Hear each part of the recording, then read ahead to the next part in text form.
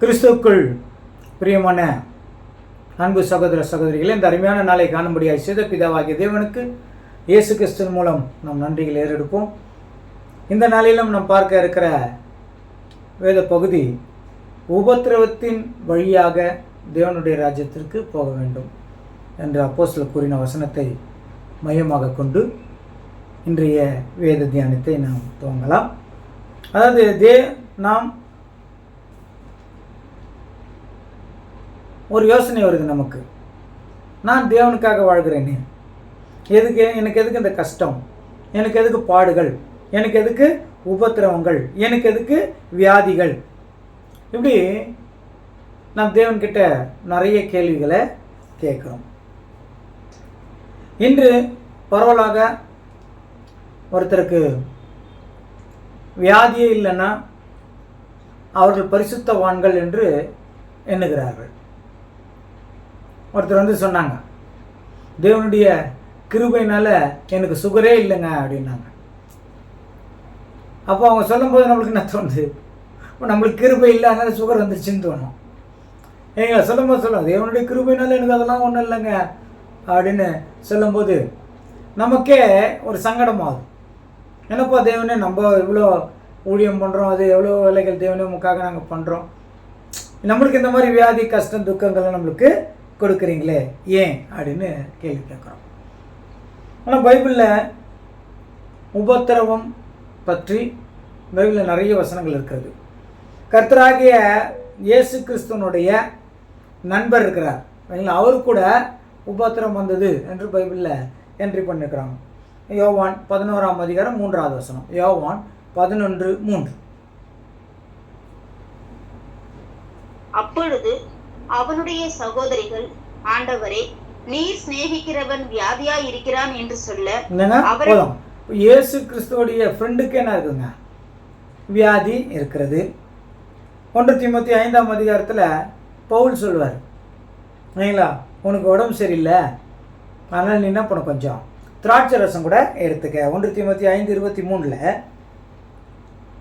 நீ இனிமேல் தண்ணீர் மாத்திரம் குடியாமல் உன் வயிற்றுக்காகவும் உனக்கு அடிக்கடி நேரிடுகிற பலவீனங்களுக்காகவும் கொஞ்சம் திராட்சை ரசமும் கூட்டிக்கொள். பலவீனுக்காக கொஞ்சம் திராட்சை ரசம் கூட கூட்டிக்க. ஒரு வியாதி அல்லது ஒரு உபத்திரவம் வந்தால் அது நம்மை தேவனிடத்தில் தான் கொண்டு சேர்க்குது. அதுதான் உண்மை. நமக்கு ஒரு வியாதின்னு வந்தால் தான் நாம் தேவனிடத்தில் ரொம்ப என்ன பண்ண முடியும், நெருங்குவோம். நமக்கு ஒரு உபத்திரவம் இருந்தால் தான் நம் தேவனிடத்தில் ரொம்ப நெருங்குவோம். அப்போ வியாதியோ உபத்திரமோ கஷ்டமோ பாடுகளோ அது தேவனிடத்தில் நெருங்குவதற்கு காரணமாய் அமைவதனாலே பவுலடிகளார் சொல்றார், எனக்கு வரும் உபத்திரவத்தில் நான் பெருமை பாராட்டுகிறேன், என் பலவீனத்திலே அவர் பலன் பூர்ணமாக விளங்குதே, அவர் என் கூட இருக்கிறாரே, என்னை பலப்படுத்துகிறாரே, அதனால எனக்கு பரவாயில்ல என் பலவீனம் அப்படின்னு சொல்றதாக பார்க்கணும். அதனால பலவீனத்தில் இருக்கிற விரும்பல, என் பலவீனத்தில் அவர் என் கூட இருக்கிறாரு என்றாங்க சொல்றதாக பார்க்கணும். அதனால பவுல் படாத பாடுகளை நமக்கு தேவனுக்காக எந்த அளவுக்கு நாம் உண்மையா இருக்கிறோமோ அந்த அளவுக்கு நம்மளுக்கு பாடுகள் உண்டு. எப்போ நம்ம தேவனுக்காக உண்மையா இருக்கிறோம்னு முடிவு பண்றோமோ அப்போ நம்மளுக்கு பாடுகள் வந்துடும். ஏன்? தேவன் யாரை நேசிக்கிறாரோ அவங்களுக்கு பாடுகள் உண்டு தானே. அந்த பாடுகள் வழியாக தான் நம்மளை கரெக்ட் பண்றார். எல்லா பாடுகளும் நம்மளை கரெக்ட் பண்ணுது. ஆனால் எல்லா கஷ்டமும் நம்மளை கரெக்ட் பண்ணுது. வேலை ஸ்தலங்களில் வேலை செஞ்சுட்டு இருக்கும்போது உங்களுக்கு விரோதமாக யாராவது எழும்பினால் நமக்கு கோபம் வருது. நான் சரியாத்தானே இருக்கிறேன், ஏன் எனக்கு விரோதமாக எழும்ப வேண்டும், கோபம் வருது. அவர் என்னைக்கே அப்படி பண்ணாரு, கோபம் வருது. அப்படி பண்ணாதான் நாம் தேவனுக்கிட்ட இன்னும் நெருங்க முடியும்னு தேவனுக்கு தெரியும். அதனால தான் தேவன் அனுமதித்திருக்கிறார். நிறைய நேரங்களில் வீடுகளில் நம்மளுக்கு பிரச்சனை வருது, வீடுகளில் சமாதானம் இல்லை. ஏன் சமாதானம் இல்லை? சமாதானத்தை நாம் பெற்றுக்கொள்ள வேண்டும் என்பதற்காக தேவன் அங்கே ஒரு சமாதானம் இல்லாத சூழ்நிலை உருவாக்கி எந்த அளவுக்கு அவரை நம்ம நேசிக்கிறோன்னு பார்க்குறாரு. ஆனால் அதை நம்ம மறந்துட்டு ஒருத்தர் ரொம்ப சண்டை போட்டு ரொம்ப கத்தி ஊர் ஜனமே ஒன்றா சேர்ந்து கூச்சல் குழப்பம்லாம் வந்துச்சுன்னா அப்போ தேவன் வச்ச சோதனையில் நாம் தோற்று போயிடுறோம். தேவன் வச்ச டெஸ்ட்டில் நாம் ஃபெயில் ஆயிடுறோம். தேவன் எல்லாவற்றையும் சோதித்தருகிறார். குறிப்பாக தேவனுடைய மக்களை சோதிக்காமல் அவர் இருந்ததே இல்லை. தேவன் யாரை நேசிக்கிறாரோ அவரெல்லாம் சோதிச்சிருக்கிறார். பைபிளில் ஆதி காலத்தில் நீங்கள் பார்த்துட்டே வாங்களேன். ஆதாம ரொம்ப நேசிச்சார், எல்லா பேச்சும் கீழ்ப்பணிஞ்சு வந்துட்டே இருந்தார். உனக்கு வேறு தேசம் காட்டுறப்பா வா பண்ணார், கிளம்பி வந்தார் இல்லைங்களா. பிள்ளை இல்லாமல் இருந்தார், அவர்கள் தேவனுக்கு ஒரு மகனை கொடுக்குறேன்னாரு, ஓகே எல்லாம் பண்ணார்.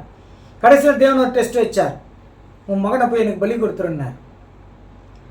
அவர் செய்தார், டெஸ்ட்டில் பாஸ் ஆனார். எல்லா சிருஷ்டிக்கும் சில சிருஷ்டி தேவனுடைய மக்கள் விழுந்துட்டாங்க, ஆனாலும் சுதாரிச்சு எழுந்து வந்துட்டாங்க. சிலர் சோதனையின் அப்போ ஜெயித்து மேற்கொண்டார்கள்.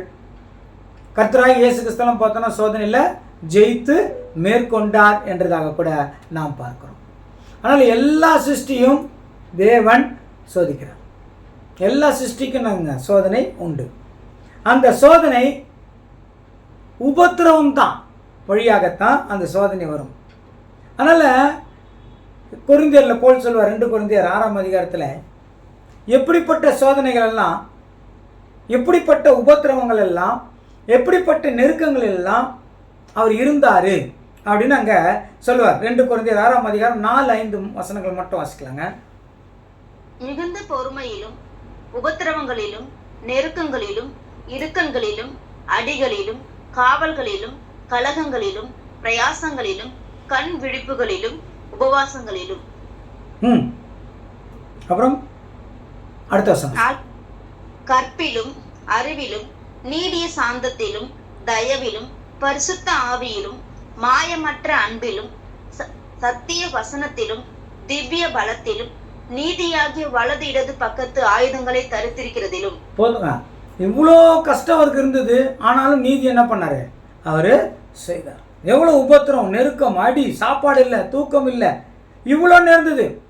11ஆம் அதிகாரத்தில் கூட சொல்வார், 11:26 அதுலேயே 2 கொரிந்தியர்.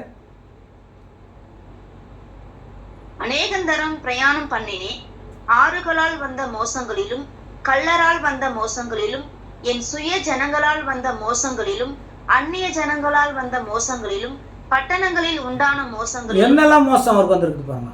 நிறைய மோசம் அது ஏற்றுக்கொள்கிற மாதிரி இருக்குது, ஆனால் சில மோசம் ஏற்றுக்கவே முடியாது. அவருக்கு வந்த சம்பவத்தில் சில மோசம்னு சொன்னார் இல்லைங்களா, சிலதெல்லாம் ரொம்ப மோசம் தான், உண்மையிலே ரொம்ப மோசம். வாசிக்கலாம் மறுபடியும்.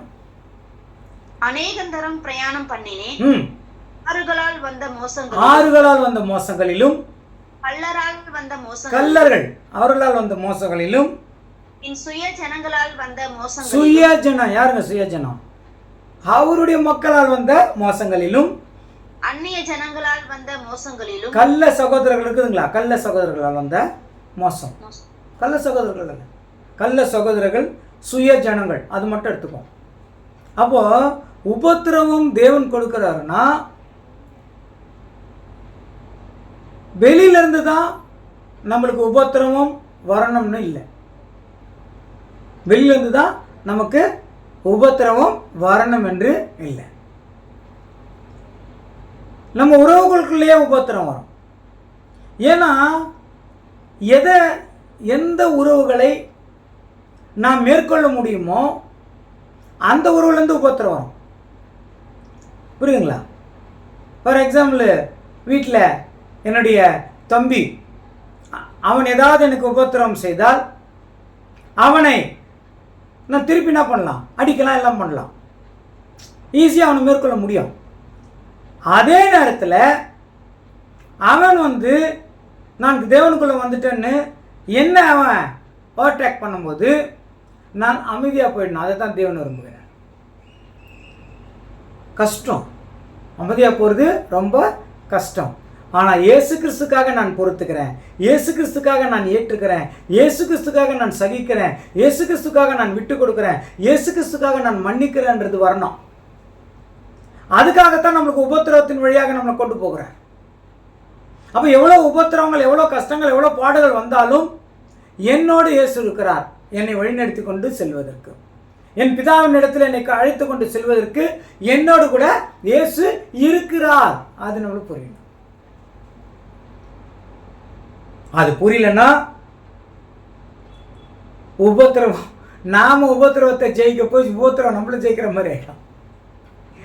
ஏனென்றால் பொறுமையை உண்டாக்கும் என்று அறிந்து என்றங்க நாம பார்க்கணும். அதனால வியாதி மட்டும் நம்மளுக்கு உபத்திரம் இல்லை, மனவேதனைகளை பாதிப்பு கூட நம்மளுக்கு உபத்திரவம் தான். அதுவும் நம்மளுக்கு ஒரு கஷ்டம் தான். சரிங்களா?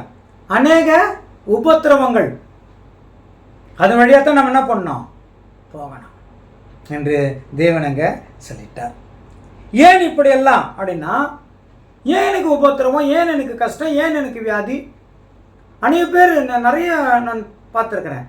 நம்ம உடம்புக்கு ஏதாவது ஒரு வியாதி வந்துச்சுன்னா ஃபஸ்ட்டு, அதாவது கண்ணை மூடின்னு சொல்கிறதுன்னு ஒரு விஷயம் சொல்லுவாங்கள்ல, கண்ணை மூடின்னு சொல்லிடுற விஷயம் ஒன்றே ஒன்று தான். அவர் என்ன பாவம் பண்ணாரோ, அவங்க என்ன பாவம் பண்ணாங்களோ அதுதான் முதல்ல வரும். ஆனால் தேவனுக்காக வாழும்போது, நம்ம எல்லாத்தையும் ஒப்பு கொடுத்துட்டு வாழும்போது, நம்மளை எவ்வளோ விஷயங்கள் நாம் பாவம் பண்ணாமல் தேவனுக்கு பிரியமாக வாழணும் என்று சொல்லி நாம் ஓட்டத்தை ஓடுகிறோம் என்பது தேவனுக்கும் நமக்கும் மட்டும்தான் தெரியும். மூன்றாவது மனுஷாளுக்கு தெரியாது.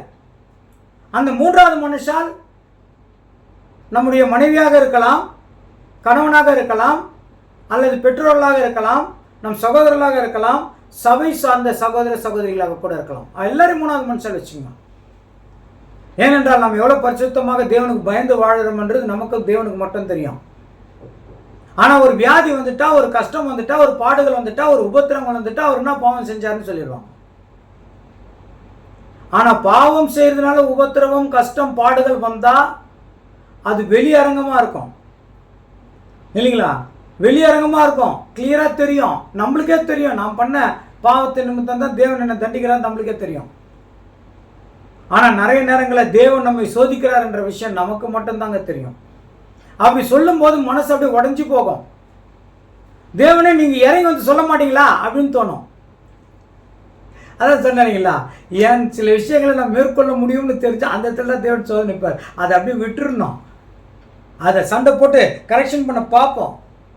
அதை விடுறோம் பாருங்க, அதுதான் பரிசுத்தமான வாழ்க்கை. ஏன்னா காலம் ரொம்ப கடைசி காலத்தை நோக்கி போயிட்டு இருக்கிறோம். இனி காலம் செல்லாது.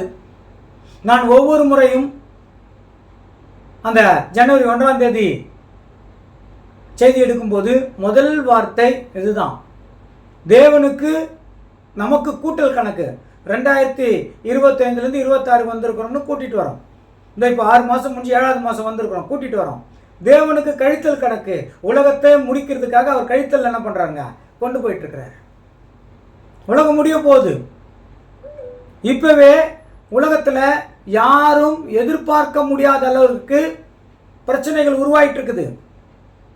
இது குளிர் பிரதேசம்தான், இது ஐஸ் கட்டி நிறைந்த ஊர் தான் அப்படின்னு சொல்கிற இடங்களெல்லாம் வெப்பமண்டலமாக மாறி வருகிறது. இப்போ அடுத்த நடக்கும் போல வெப்பமாக இருக்குதுன்னு சொல்கிற இடம். இப்போ நம்ம சென்னையில் ரொம்ப வெப்பம், இங்கெல்லாம் ஐஸ் கட்டியாக கொட்டும் போல சொல்ல முடியாது. ஏனென்றால் உலகத்தின் முடிவை நோக்கி போயிட்டுருக்கிறோம். இப்போ தேவன் அவருடைய பரிசுத்தவான்களை தேர்ந்தெடுக்கிற காலம். இனி இது சுவிசேஷம் சொல்றது இல்லை, ஏதோ கொஞ்சம் ஒரு 2-3 பேர் இருக்கலாம், அவங்களுக்கு தான் சுவிசேஷம் போகுது. ஆனால் தேவனுடைய பரிசுத்தவான்களை செலக்ட் பண்ணுற காலம். அப்போ இந்த செலெக்ஷனுக்கு தேவன் செய்கிற காரியம் என்ன தெரியுங்களா? தேவன் எப்படி செலக்ட் பண்ணுறாரு தெரியுமா? சோதனை உபத்திரவத்தின் மூலமாக தான் செலக்ட் பண்ணுறார். அந்த செலக்ட் பண்ணும்போது நம்ம விழுந்துடுறோம். அப்போவும் திருப்பி திருப்பி சோதனை பண்ணிகிட்டே இருக்கிறாரு. விளைவு என்னாவது தெரியுமா? சபையை விட்டே போகிறது, தேவனை விட்டே போயிடலாம் அப்படின்ற நிலைமைக்கு வந்துடுறாங்க. தேவனை விட்டு போனால் எல்லாம் முள்ளுக்காடுங்க. ஏதேன் தோட்டத்தொட்டு போன நிலைமை என்னாச்சு? எல்லாம் முள்ளுக்காடு தான், சமாதானம் இல்லாத வாழ்க்கை. அப்போ நம்மளுக்கு வர உபத்திரவம் பாருங்க, உபத்திரவத்தில் உபத்திரவம். அது முதலாவது நம்மளுக்கு வர வியாதி ஒரு உபத்திரவம்னா, இந்த வியாதி ஏன் வந்து திரும்ப அவருனா பாவம் பண்ணாரோ தெரியல அப்படின்னு சொல்லும் போது உபத்திரவத்தில் என்னங்க இன்னொரு உபத்திரவம். இது ஏனென்றால் அப்படிப்பட்ட வாய்களை நமக்கு சுத்தி தேவன் வச்சிருக்கிறார். நாம் பரிசுத்தமாவதற்காக. தங்கத்தை பிரித்து எடுப்பதற்காக புடமிடுவார்கள். நம்மளுக்கு அது பைபிளில் கூட வசனம் இருக்குது. உண்மையாக அதுதான். தங்கத்தை பிரித்து எடுப்பதற்காக அதை நல்லா சூடு பண்ணும்போது தங்கம் மட்டும் உருகிடும். உருகின தங்கத்தை பிரித்து எடுப்பார்கள். இதைத்தான் 2 தீமோத்தேயுலயும் வாசிக்கலாம், பார்க்கலாமா? 2 தீமோத்தேயு 3:12.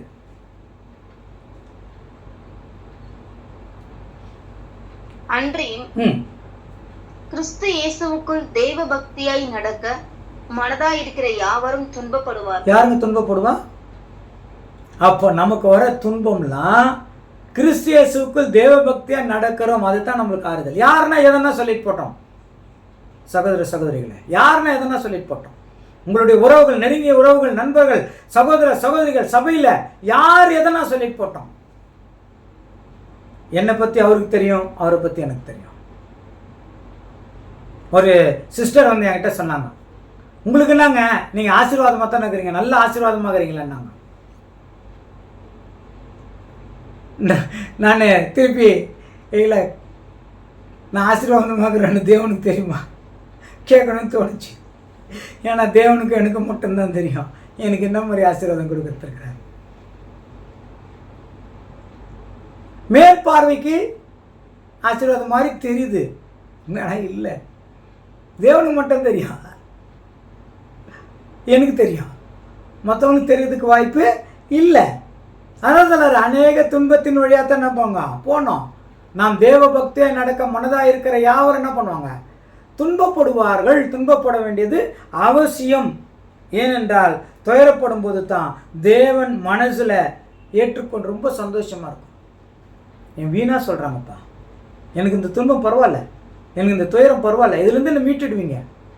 தேவன் மீட்டுருவார். நம்ம கரெக்டாக அதுலேருந்து வெளியே வந்துடும். அது தண்டனை கிடையாது, சரிங்களா? அது தண்டனையாக கொடுக்கறது கிடையாது. அதை தான் 2 பேரில் கூட சொல்லுவாங்க. 1 பேரில் அது தண்டனையாக என்ன பண்ணுறதில்ல, கொடுக்கறது இல்லை. 2ஆம் அதிகாரம் 19வது வசனத்தில் சொல்லும்போது பேதுரு சொல்கிறார் பாருங்க. 1 பேதுரு 2:19. ஏனெனில் தேவன் மேல் பற்றுதலாய் இருக்கிற மனசாட்சி நிமித்தம் ஒருவன் அநியாயமாய் பாடுபட்டு உபத்திரவங்களை பொறுமையாய் சகித்தால் அதுவே பிரதியாய் இருக்கும். அதுதான் பிரதி. அநியாயமா பாடுபட்டு, அநியாயம் உபத்திரவங்களை சகித்தால், நான் செய்யல, நான் பண்ணல, எனக்கு தேவனுக்கு தெரியும், ஆனால் என்னை ரொம்ப அவமானப்படுத்துறாங்க, என் மனசை ரொம்ப துக்கப்படுத்துறாங்க. அதாவது எப்படின்னா நமக்கு ஏற்படுகிற அந்த துக்கம், துயரம் இருக்குது, ஒருவேளை நம்மளுடைய இருதயத்தையே உடைக்கிற மாதிரி கூட இருக்கலாம். அது தேவன் பொறுமையாக பார்ப்பார். இருதயம் உடஞ்சிட்டு போகுதுப்பா, நான் தான் இருக்கிறேன்ல, உனக்கு என்ன பரவாயில்ல, தேவனே உடைட்டா, அடி இருக்கணும், அந்த மனசு வந்துட்டோம், எல்லாத்தையும் தேவனே பரவாயில்லப்பா, தேவனே பரவாயில்லப்பா அப்படின்ற மனசு வந்துடணும். அதான் சொன்னார், ஒரு கணத்தில் அறிந்தால் மறுகணத்தை காட்டுகிற பக்குவம் தேவன் நமக்கு கொண்டு வர. எதிர்க்கிறது, சண்டை போடுறது, அவமானப்படுத்துறது இல்லைங்களா? ஏன் கத்துறோம்? கத்துறதுக்கு காரணம் நான் சொல்லுங்க. ஏன் கத்துறோம்? கோபத்தினால கத்துறோம். கோபத்தினால கத்து என்ன பிரயோஜனம்? என்ன பிரயோஜனம்? அந்த சவுண்டு மற்றவங்களுக்கு கேட்டு அவரை நாம் அவமானப்படுத்துகிறோம். யாரை? அந்த யாரை பார்த்து நாம் கத்துறோமோ அவங்களை நாம் அவமானப்படுத்துகிறோம். ஏன்னா நம்ம 4 பேர் பார்க்குறாங்க இல்லையா? அவருக்கு அப்படியே கூனி குறுக்குவார். பரவாயில்ல, தேவனுக்காக நான் விட்டு கொடுக்குறேன். அதே 1:6 கூட வாசிங்க. 1 பேதுரு 1:6 கூட. இதிலே நீங்கள் மிகவும் சந்தோஷப்படுகிறீர்கள், இதிலே நீங்கள் மிகவும் சந்தோஷப்படுகிறீர்கள் என்றாலும் எது அவசியமானதால், என்னங்க பிரேக் ஆகுது வாய்ஸ், துன்பப்பட வேண்டியது அவசியமானதால், அதுதாங்க மெயின், துன்பப்பட வேண்டியது அவசியமானதால், இப்பொழுது கொஞ்ச காலம் பலவிதமான சோதனைகள், அந்த அண்டர்லைன் பண்ணுங்க, துன்பப்பட வேண்டியது அவசியம். சபைக்கு, உலகத்தாருக்கு துன்பம் இல்லை, துயரம் இல்லை. நீங்க ஓஹோன்னு வந்துறீங்க, ஆஹான்னு வந்துறீங்க, அது உலகத்தாருக்கு. பேர் கிறிஸ்துவ சபைக்கு, உண்மையான சபை, இயேசு கிறிஸ்துக்கு சீடனா இருக்கணும்னா தன்னைத்தானே வெறுத்து தன் சிலுவை எடுத்து இயேசு கிறிஸ்துவ ஃபாலோ பண்றவரா இருக்கணும். இயேசு கிறிஸ்துவ ஃபாலோ பண்றவங்களுக்கு சிலுவை எடுக்கணும். பெயர் கிறிஸ்தவர்களுக்கு நீ சுமக்க தேவையில்லை, எல்லாமும் அவர் சுமந்துட்டார்னு இருக்கான். உண்மையான சபைக்கு, தேவனுடைய சபைக்கு, தேவனுடைய மக்களுக்கு சிலுவை சுமக்கணும். அதுதான் பாடுகள், அநேக உபத்திரவங்கள் வழியாத்தாங்க இருக்குங்க. அதனால நாம் பரிசுத்தமாவதற்கு உபத்திரவம் நம்மளுக்கு பாடம் கற்றுக் கொடுக்குது. அப்போ உபத்திரவம் நம் வாழ்க்கையில் நாம் கற்றுக்கொள்றதுக்கு, ஒரு உபத்திரம் வருது பொறுமையை சகிக்கணும், ஒரு உபத்திரம் வருது கஷ்டத்தை ஏற்றுக்கணும், ஒரு உபத்திரம் வருது எல்லாவற்றையும் நான் விட்டு கொடுக்கணும், ஒரு உபத்திரம் வருது நான் மன்னித்து எல்லாரையும் மன்னிச்சுட்டு போயிட்டே இருக்கணும்.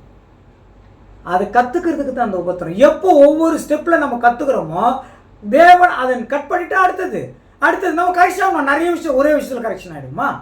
இப்போ ஒன்று கேட்குறோங்க, நீங்கள் ரட்சிக்கப்பட்டு எவ்வளோ வருஷம் இருக்குது, எப்படி ரட்சிக்கப்பட்டீங்க? பாவத்தில் தேவனே இந்த பாவம்லாம் செய்ய மாட்டேன்ட்டு முடிவு பண்ணிட்டு தானே ரட்சிக்கப்பட்டீங்க. ஒரு 20 வருஷம் இருக்கு, 10 வருஷம் இருக்கட்டும், 20 வருஷம் இருக்கட்டும், அப்படி தானே உள்ளே வந்தோம் இயேசு கிறிஸ்துக்குள்ளே. ஆனால் இன்னைக்கு பாவம் செய்யாமல் இருக்கிறோமா? விட்டு திருப்பிலாம் பிடிச்சின்னுக்குறோம். ஆனாலும் நம்மளை தேவன் கைவிடலை பாருங்க. ஆமாம் தெரியும், அப்படி பண்ணுவேன்னு எனக்கு தெரியும். சரி கரெக்ட் ஆகிடு, கரெக்ஷன் ஆகிடு. ஒரு குறிப்பிட்ட டைமுக்கு அப்புறம் அடித்து என்ன பண்ணுவார்? கரெக்ஷன் ஆகிடு. நான் கரெக்ஷன் ஆகிட்டேன் தேவனே, இனி எந்த பிரச்சனை வந்தாலும் எனக்கு. அப்படியா? அப்போ அதுலேயே ஒரு உபத்திரம். இப்போ டெஸ்ட்டு, நான் கரெக்ஷன் ஆகிட்டேன்னு சொல்லிட்டேன் இல்லைங்களா?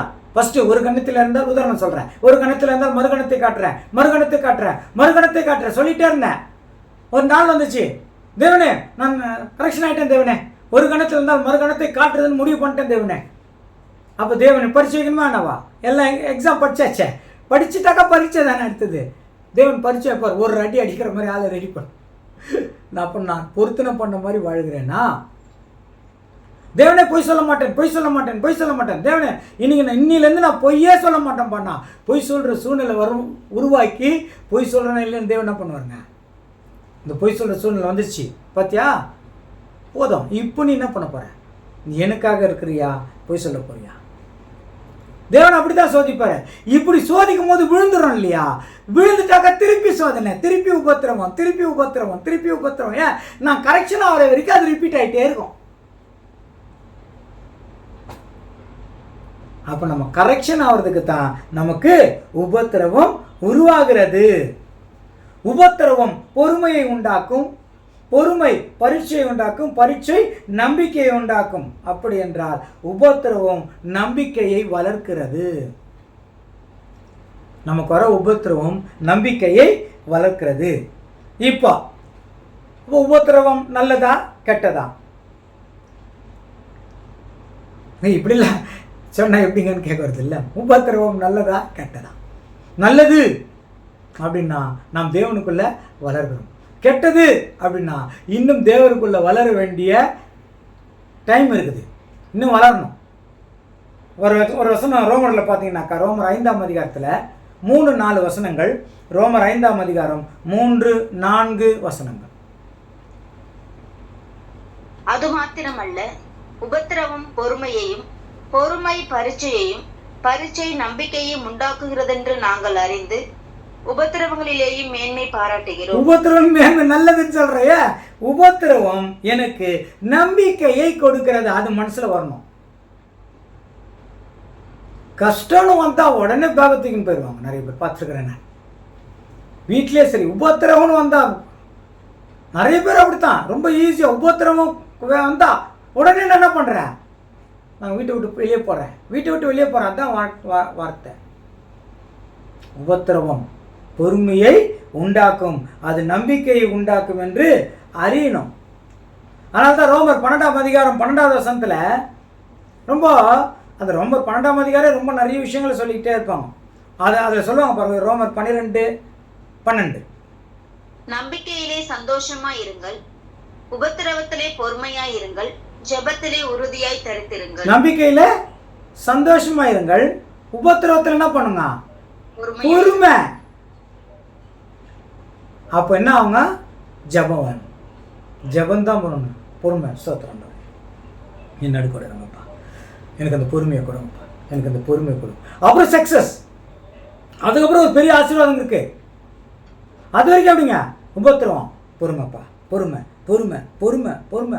உபத்திரவத்தை சகிக்கணுங்க.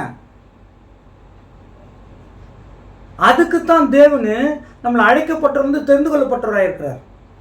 1 தெசலோனிக்கேயர் இருக்குது இல்லையா, 1 தெசலோனிக்கேயர் 3:3 இல்லை, உபத்திரவத்தை சகிக்கணும். அதுக்கு தான் தேவன் நம்மளை செலக்ட் பண்ணியிருக்கிறார். நம்ம ஒரு பேர் கிறிஸ்தவராக இருந்தால் நம்மளுக்கு ஏதோ ஒரு ஆசீர்வாதத்தை கொடுத்துட்டு போயிட்டே இருக்கலாம்.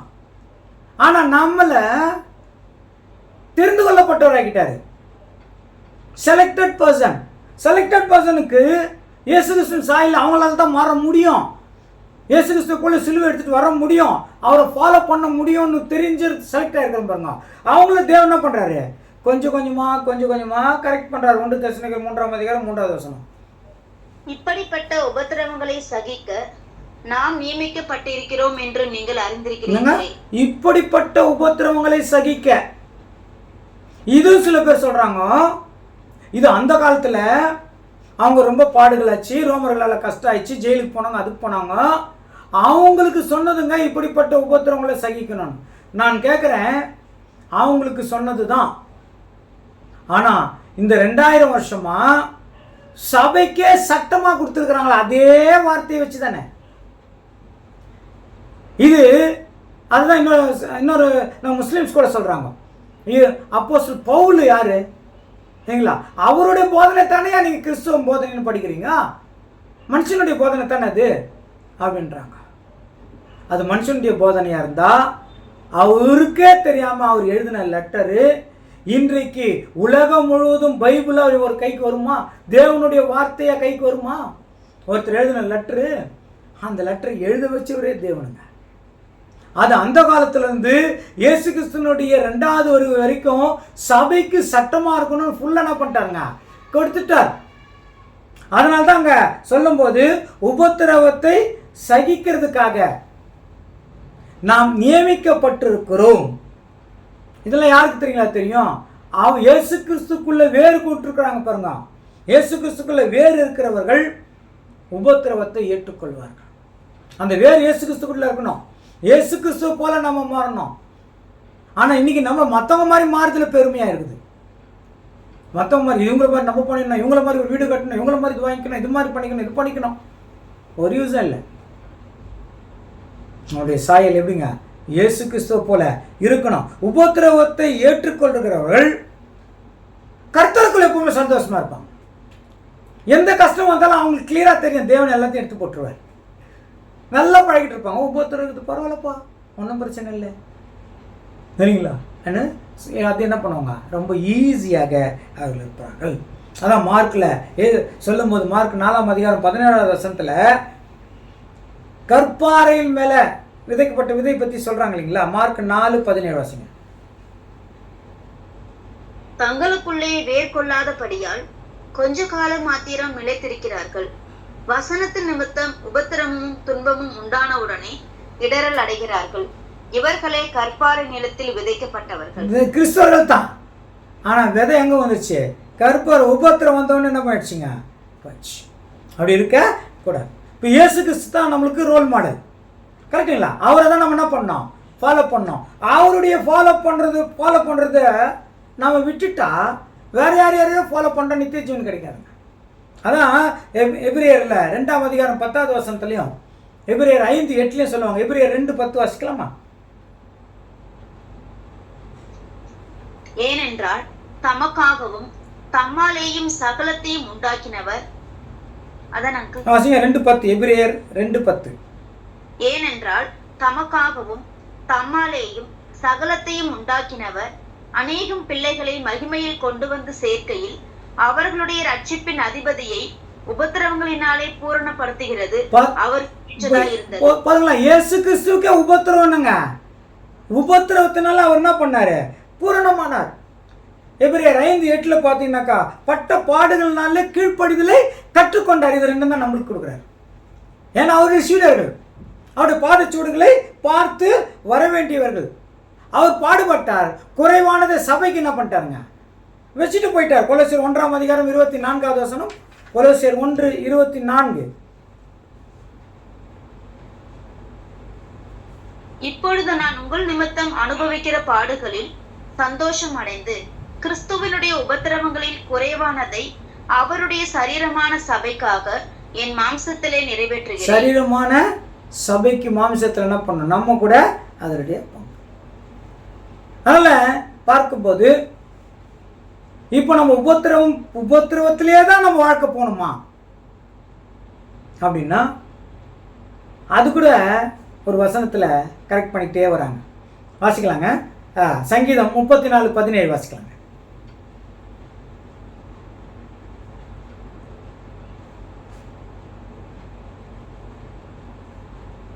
நீதிமான்கள் கூப்பிடும்போது கர்த்தர் கேட்டு அவர்களை அவர்களுடைய எல்லா உபத்திரவங்களுக்கும் நீங்களாக்கி விடுகிறார். அதான் உபத்திரம் இருக்குது. அவர் கரெக்டான ஒன்று அதுல இருந்து என்ன பண்றாருங்க? தேவனே நீங்களாக்கி அப்படி காப்பாத்துறதுனால தான் இன்னும் நம்ம தேவனை பிடிச்சிட்டு இருக்கோம்.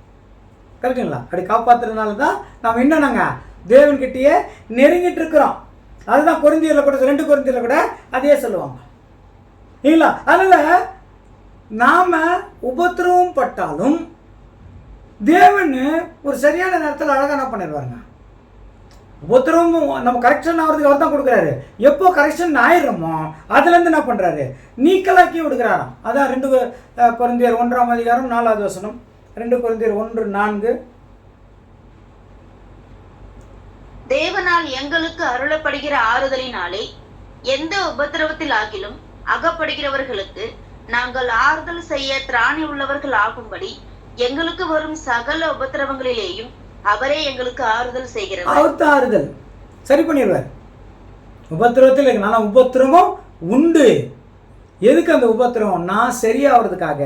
நான் சரியாத்துனா என்னை நீக்கி விடுதலையாக்கிற உபத்திரவத்திலே போட்டு என்ன பண்ணுறதில்ல? விடுறதில்லை. அதே 2 கொரிந்தியரில் 4:9 இன்னும் அழகாக அங்கே அப்போஸ்தலர்கள் வெளிப்படுத்தியிருப்பாங்க. வாசிக்கலாம். துன்பப்படுத்தப்பட்டும் கைவிடப்படுகிறதில்லை, கீழே தள்ளப்பட்டும் மடிந்து போகிறதில்லை. என்னங்க? துன்பப்பட்டும் கைவிடப்படுகிறதில்லை, கீழே தள்ளப்பட்டு என்ன பண்றதில்லை? மடிந்து போகிறது. அதுதான் தேவன். அப்படி விடுறதில்லை. 17வது வசனம். மேலும் காணப்படுகிறவைகளை அல்ல, காணப்படாதவைகளை நோக்கி இருக்கிற நமக்கு அதி சீக்கிரத்தில் நீங்கும் லேசான நம்முடைய உபத்திரவம். அவ்வளவுதான். அதி சீக்கிரத்தில் நீங்கும். எதை நம்பணும்? பார்க்கறதில்ல. இல்ல இந்த பூமிக்குரிய ஆசீர்வாதத்துக்குரிய இல்ல. பூமிக்குரிய ஆசீர்வாதம் நம்மளுக்கு தேவன் கொடுக்குறன்னு முதலே சொல்லிட்டாரு. முதலாவது தேவனுடைய ராஜ்யத்தையும் அவருடைய நீதியும் தேடுகள், இவைகள் எல்லாம் உங்களுக்கு கூட. இவைகள் எல்லாம்னா யார் யாருக்கு என்ன கொடுத்தது மேலே போய் படிச்சு பாருங்க அந்த அதிகாரத்தில். அதுக்கெல்லாம் செய்த தேவன் உங்களுக்கும் கொடுப்பார். கேட்டுங்களா? அங்க கொடுப்பார். தேவன் கிளியரா என்ன பண்ணிட்டாரு? சொல்லிட்டார், உங்களுக்கு கூட கொடுப்பார். கரெக்டுங்களா? அப்போ தேவன் கட்டாயம் என்ன பண்ணுவாரு? பூமிக்குரிய ஆசீர்வாதம் கொடுப்பாரு. ஆனா நாம் எதை நோக்கி இருக்கணும்? பரலோகத்தை நோக்கி இருக்கணும். நம்மளுடைய நோக்கம், நம்முடைய செயல்கள், நான் பேசுற ஒரு பேச்சு அது பரலோகத்தை எனக்கு கூட்டின்னு போனதா இருக்கணும். நான் பொறுத்து கொள்கிற ஒரு பொறுமையை நான் கடைப்பிடிக்கிறேன்னா அது என்னை பரலோகத்துக்கு கூட்டின்னு போகிறதா இருக்கணும். நான் ஒருத்தரை மன்னிக்கிறேன்னா அது என்னை பரலோகத்துக்கு கூட்டின்னு போகும். நான் ஒருத்தருக்காக விட்டு கொடுக்குறேன்னா அது பரலோகத்துக்கு கூட்டிகிட்டு போகும். நான் ஒருத்தருக்கு நற்கரியை செய்கிறேன்னா அது பரலோகத்துக்கு என்ன பண்ணுங்க? என்னை கூட்டிகிட்டு போவோம். அதெல்லாம் செஞ்சு தான் அங்கே போனோம். வேறெல்லாம் செஞ்சு ஒரு பிரயோஜனம் எல்லாம் பூமிக்கு தான், பூமிக்குரியதில் தான். இல்லைங்களா? அவ்வளோதான் வாழ்க்கை. அப்போ தேவனுக்காய் வாழ்கிறவர்களுக்கு தான் உபத்திரவம் உண்டு. இது சங்கீதம் 119 ஒரு 3 வசனத்தில் அதை எக்ஸ்பிளைன் பண்ணுறாங்க. சங்கீதம் 119:67 வாசிக்கலாமா? 119:67. நான் உபத்திரவப்படுவதற்கு முன் வழி தப்பி நடந்தேன், இப்பொழுதோ உம்முடைய வார்த்தையை காத்து நடக்கிறேன். இதுங்க இப்போ இந்த வாசிக்கலாம். நான் உபத்திரவப்படுவதற்கு முன் வழி தப்பி நடந்தேன். நான் உபத்திரவப்படுறதுக்கு முன்னாடி வழி தப்பி நடந்தேன். அந்த வழி தப்பி நடந்தனால எனக்கு உபத்திரம் வந்துருச்சு. எடுத்துக்கலாமா அப்படியே? ஆனால் வாசிக்கலாங்க. இப்பொழுதோ உம்முடைய வார்த்தையை காத்து நடக்கிறேன். இப்போ உபத்திரம் நம்ம சரிப்படுத்துது. அதான் நான் முதலே சொன்னேன், உபத்திரம் நம்மள சரிப்படுத்துது. இப்போ வார்த்தை கத்துக்கிறோமா? ஓ, தேவன் என்னை இதுக்காக கூப்பிட்டுக்கிறார், அதுக்கு தான் உபத்திரவம். அது நான் தேவன் வார்த்தைப்படி நான் நடக்கணும். ஏங்களா? அதே 153 வாசிக்கலாமா? அதுலயே என் உபத்திரவத்தை பார்த்து என்னை விடுவியும், உமது வேதத்தை மறவேன். என்னங்க, உபத்திரவத்தை பார்த்து என்ன பண்ணுங்க, விடுவியும். என்னோட உபத்திரம் நான் என்ன பண்ண மாட்டேன், எதை மறக்க மாட்டேங்க, உமது வேதத்தை அப்ப மறவேன். வேதம், அதாவது வேதத்தை மறக்காமல் இருக்கிறதுக்கு தேவனுடைய மக்களுக்கு எப்படி வருதுங்க, உபத்திரம். தேவனுடைய வார்த்தையை விடக்கூடாது. 71வது வசனம் அதுலயே, நான் உபத்திரவப்பட்டது எனக்கு நல்லது, அதனால் உமது பிரமாணங்களை கற்றுக்கொள்ளுகிறேன். என்னன்னா உபத்திரப்பட்டுதாங்க, எனக்கு வர உபத்திரவத்துல நான் ஒரு விஷயம் கத்துக்கிறேன், தேவனுடைய வார்த்தையின்படி நான் நடக்கணும். ஏதோ அங்கே ஒரு வார்த்தை இருக்கும், ஒரு இடத்துல கோவப்பட்டோம், பரவாயில்ல கோவப்படக்கூடாதுன்னு நான் நினச்சிட்டேன், அப்போ தேவன் சொன்ன வார்த்தை வந்துடுது, அவர் கோவப்படக்கூடாதுன்னு சொல்லியிருக்கிறேன். ஒரு இடத்துல பொறுத்து கொண்டோம், தேவனுடைய வார்த்தை சொல்லுது நீ எல்லாத்தையும் பொறுத்துக்கணும், சகிச்சுக்கணும்னு சொல்லுது, எதிர்த்து பேசக்கூடாதுன்னு சொல்லுது. அந்த வார்த்தையை நான் என்ன பண்ணிட்டேன், காத்துக்கொண்டேன். அப்படி ஒவ்வொரு வேத வசனம் ஒவ்வொன்றா நம்ம காத்துக்கிட்டு வரும்போது இல்லைங்களா, அந்த உபத்திரம் எல்லாம் தேவன் நம்ம என்ன பண்ணுறாங்க, விடுதலை செய்கிறாங்க. அதுக்கு தான் உபத்திரம். பாருங்க, பைபிளில் தண்ணி குடிக்கிறவங்கன்னு ஒன்று இருக்குது. தேவனுடைய வார்த்தை நீருக்கு தண்ணீருக்கு ஒப்பிட்டு சொல்லப்பட்டிருக்குது, பலமான ஆகாரத்துக்கு ஒப்பிட்டு சொல்லப்பட்டிருக்குது. சரிங்களா, சொல்லுகிறாங்களா, உன்னை அமர்ந்த தண்ணீர் அண்டிலும் புல்லுள்ள இடங்கள் என்ன பண்ணுவார், மேய்ப்பார். இப்போ தண்ணி என்ன, புல்லுள்ள இடம், ஆகாரம் என்ன அப்படின்னு பார்க்கணும். இப்போ தண்ணி அப்படின்னா வசனம், பலமான ஆகாரம்னா சத்தியம். நிறைய வசனங்கள்லாம் சேர்த்து ஒரு விஷயத்தை கற்றுக்கிறோம், சத்தியம். இப்போ தண்ணி முக்கியமா சத்தியம் முக்கியமா? அப்போ சத்தியம் தான் முக்கியம், அது ஆகாரம் தான் முக்கியம் அப்படின்னு நம்ம எடுக்கவும் முடியாது. இப்போது ஒருத்தர் தண்ணியே குடிக்காமல் இருக்கிறார் காலில் இருந்து, அவருக்கு எவ்வளோ தான் விலை உயர்ந்த ஒரு பிரியாணி பொட்டலுமே கொண்டு வந்து வச்சாலும் அதை சாப்பிட மாட்டார். முதல்ல ஒரு கிளாஸ் தண்ணி கொடுங்க. அப்போ ரொம்ப கஷ்டத்தில் இருக்கிறவங்களுக்கு ஒரு வசனம் தான் தேவை. அங்கே சத்தியம் கொடுத்துன்னா அவங்களுக்கு அது மண்டையில் போவாது. அவங்க பிரச்சனைக்கு அவங்களுக்கு ஒரு சத்தியம் கொடுக்கும், அது ஒரு வசனம் கொடுக்கணும். என்னங்க இல்லைங்களா, தேவன் உன்னை நிச்சயமாக விடுவிப்பார், ஒரு வசனம். தேவன் உன்னை கட்டாயம் காப்பார், ஒரு வசனம். ரொம்ப கஷ்டத்துக்கு ஒரு தாய் தேற்றுவது போல தேவன் உன்னை தேற்றுவார். அதை வேணும், ரொம்ப சந்தோஷம், தண்ணி கட்சிச்சு, அது ஒரு ஆறுதல் ஆயிடுச்சு. ஓகே, அடுத்தது இந்த தண்ணியே குடிச்சுன்னு ஆச்சரிய ஆயிடுச்சா, சத்தியத்துக்கு வரணும், பலமான ஆகாரம் வேணும். ஆனால் இன்னைக்கு சபைகளில் தண்ணி தண்ணி தண்ணி தான் குடிச்சு நம்மளை வீக் ஆகி வச்சுக்கிறாங்க. என்னத்தான் பலமான ஆகாரம், அதெல்லாம் எதுக்குங்க, அதெல்லாம் தேவையில்லைங்க. வீட்டில் இந்த வசனம் பார்த்துக்கோ, இந்த வசனம் பார்த்துக்கோ, வருஷத்துக்கு ஒரு வாட்டி ஒரு வசனம் கொடுக்குறோம், அதை பார்த்துக்கோ. இல்லைனா கேலண்டரில் மேல் பக்கம் ஒரு வசனம் கொடுப்பார் பார்த்துக்கோ. இல்லைனா ஒவ்வொரு டேட்லேயும் வசனம் கொடுத்துக்கிறோம், அதை படிச்சுக்கோ. டண்ணி குடிச்சுனே காலத்தை ஓட்டுன்னு விட்டாங்க. ஆனால் பலமான ஆகாரம் சாப்பிட்றவங்க சிலருக்கு ஒத்துக்க மாட்டேங்குது, ஜீரணம் ஆக மாட்டேங்குது, ஏற்றுக்க மாட்டே இல்லை.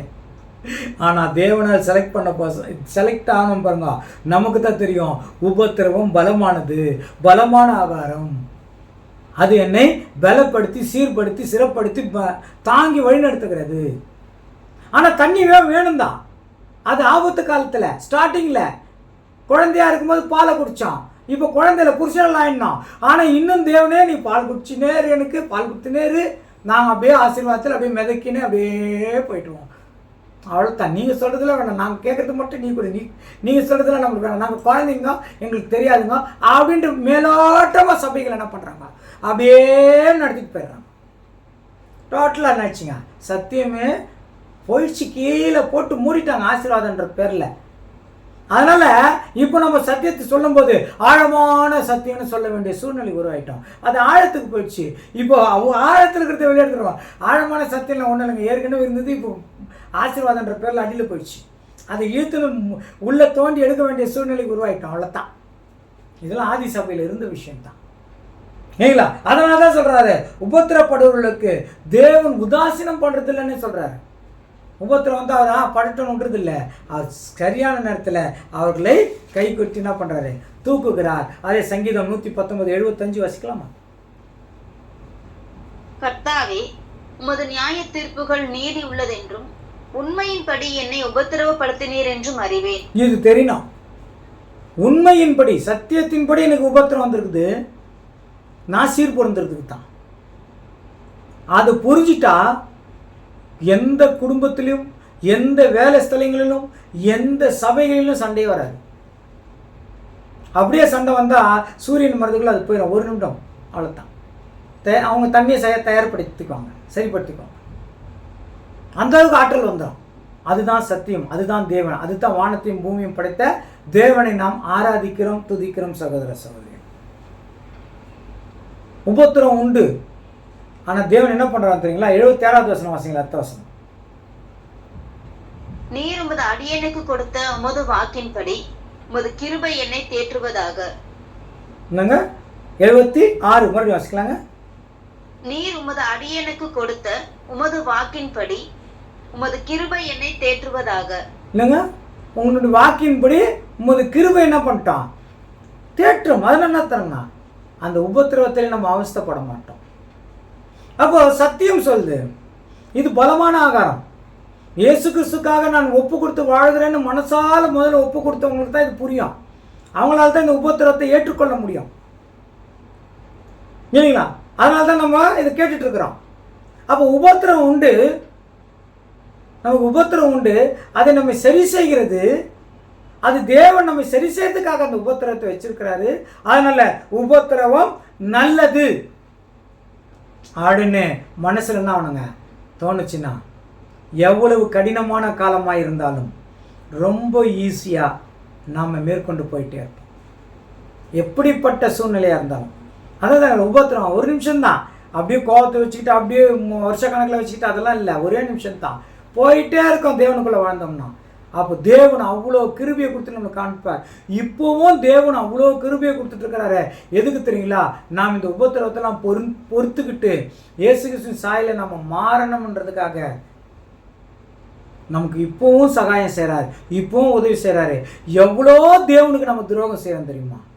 நன்மை செய்த தேவனுக்கு எவ்வளோ துரோகம் செய்கிறோம் தெரியுமா? நீங்கள் ஒன்றா யோசனை பண்ணி பாருங்கள் இன்னைக்கு. ஆமாம், நான் நன்மை செய்த தேவனுக்கு நான் துரோகம் செஞ்சுருக்கிறேன். ஆனால் அவர் அதை பார்க்கறதில்ல. நீ இப்போ வரவில்ல, ஆனாலும் நீ இயேசு கிறிஸ்துவின் மாதிரி ஆயிடுப்பா. நீ எனக்கு செஞ்ச துரோகத்தை நான் பார்க்க மாட்டேன், நீ இயேசு கிறிஸ்துவ மாதிரி ஆயிடு. நீ புரியுதில்லை, நான் துரோகம் பண்ணிட்டேன்னு புரியுதில்லை, புரிஞ்சா போதும், நீ அடுத்த ஸ்டெப்புக்கு இதெல்லாம் விட்டுட்டு வா, எதுவுமே வேண்டான்ற அந்த பக்குவம் உருவாக்குறதுக்காக தான் நமக்கு உபத்திரமே வருது. அதனால தான் அப்போஸ்தலர் 14ஆம் அதிகாரம் 22வது வசனம், அப்போஸ்தலர் 14:22. சீஷருடைய மனதை திடப்படுத்தி விசுவாசத்திலே நிலைத்திருக்கும்படி அவர்களுக்கு புத்தி சொல்லி, நாம் அநேக உபத்திரவங்களின் வழியாய் தேவனுடைய ராஜ்யத்தில் பிரவேசிக்க வேண்டும் என்று சொன்னார்கள். அநேக உபத்திரவத்தின் வழியாய்த்தான் தேவனுடைய ராஜ்யத்துக்கு என்ன பண்ண முடியும்? போக முடியும்.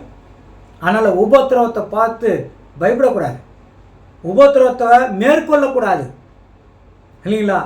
அதே என்ன அடிக்க போறியா, அடிச்சுக்கோ, நான் கோபப்பட மாட்டேன், இந்த நம்மளே சமாதானப்படுத்தின இந்த உபத்திரவம் பரவாயில்ல, தேவன் எல்லாவற்றிலிருந்து என்னை விடுதலை ஆக்குவார். இந்த உபத்திரவத்தை அனுபவிச்சதே நான் எந்த அளவுக்கு இந்த பரீட்சையில வெற்றி பெறணும்னு தேவன் என்னை சோதிக்கிறாருன்னு நினச்சிக்கணும், அவ்வளோதான். அப்போதான் உபத்திரவத்தை மேற்கொள்ள முடியும். இதுதான் நம்மளுக்கு தேவன் சொல்லியிருக்கிறது. தேவனுக்காக இயேசு கிறிஸ்துக்காக வாழ்கிறேன் என்று தன்னை ஒப்பு கொடுத்து வாழ்கிறவர்களுக்கெல்லாம் உபத்திரவம் உண்டு, திடம் கொள்ளுங்கள், உலகத்தை ஜெயித்தேன் என்று கர்த்தராகிய இயேசு கிறிஸ்துவின் வார்த்தையின்படி எல்லாவற்றையும் தேவன் நமக்கு ஏற்றார் போல அவருடைய கிருபையினாலும் காரணத்தினாலும் ஆசீர்வதித்து வழிநடத்துவாராக.